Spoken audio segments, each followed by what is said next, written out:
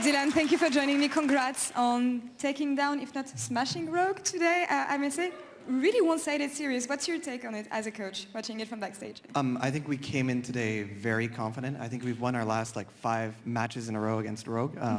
And I feel like in scrims as well, we just have a very good success rate. And I think we had a plan that put them on some uncomfortable situations. Let's just say it was a bit cheesy in drafts. So we felt really confident, and I think the series kind of went how we thought it would. It would not be an actual G2 series without any crazy pick that you guys come up with. Any words on the Varus you come up with today? Yeah, so I think we played about Seraphine Senna both games. A bit inspired from North America. We're a big Senna team. Wow. We're a big Seraphine team.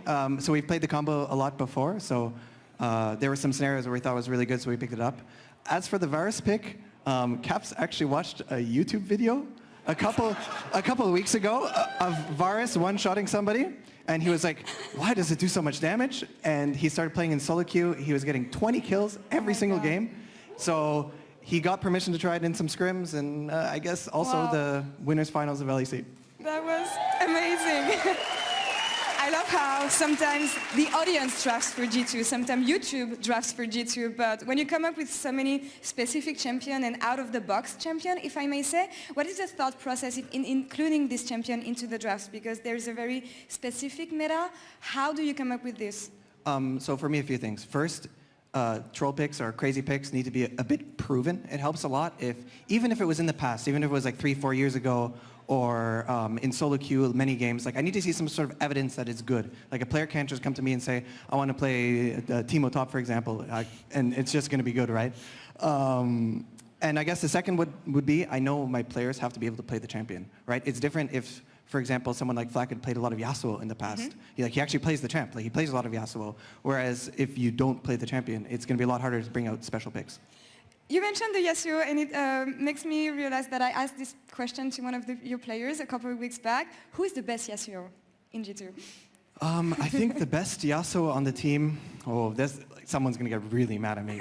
I would say it's close, probably between BB and Caps. I actually think it's Broken Blade, I would say. Nice, nice. The audience doesn't agree too much, but moving on. You'll be playing your back-to-back final in the LEC. How much stronger do you feel compared to spring, and do you think it's going home again? Obviously, we won spring, we got first place in summer, and now we won again in winners finals, pretty convincingly. So we're very confident. But it will be crazy in Malmo with a full crowd. Anything can happen, but yeah, we'll be confident, and we hope we win. Who do you think you're going to meet in finals, given what we've seen from the team so far? I think it's really hard. I think from games recently, I think maybe Fnatic or Mad Lions, actually. I think it's a toss-up. I personally would love to play Fnatic for the G2 Fnatic finals. Yeah, of course. The long-time rivalry, of course. Last question for you, Dylan. Player of the games could be Caps, Targamas, and Jankos. Who would you give it to? I think, that's close. I think I'd give it to Targamas for this series. I think they showed a stat, he had 100% kill participation for 2 straight games in a best of 5. I've never seen that before. He's also playing Senna, a carry champion as a support player. And then the last Recon game was crazy. And he actually won the player of the series today. Awesome. Impressive performance from Targamas and impressive performance from G2 as well. Dylan, thank you so much for the interview. See you next week in Malmo. And we're going to take a quick break, and we'll be back in a couple minutes for the post-game lobby with BB and Jankos. See you soon. And Oslot actually will be in the jail.